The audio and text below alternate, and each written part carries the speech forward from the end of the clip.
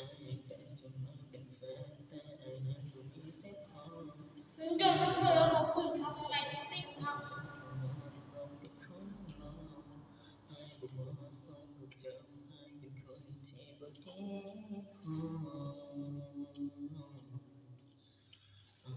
ไอ้ก็จะเป็นเอาเธอต้องรอสิ่งที่จะเป็นคนที่ไอ้เฝ้ารอสิ่งที่ต้องการในตอนนี้อยากไอ้มีเงินแต่ก็จะมีความสุขพอ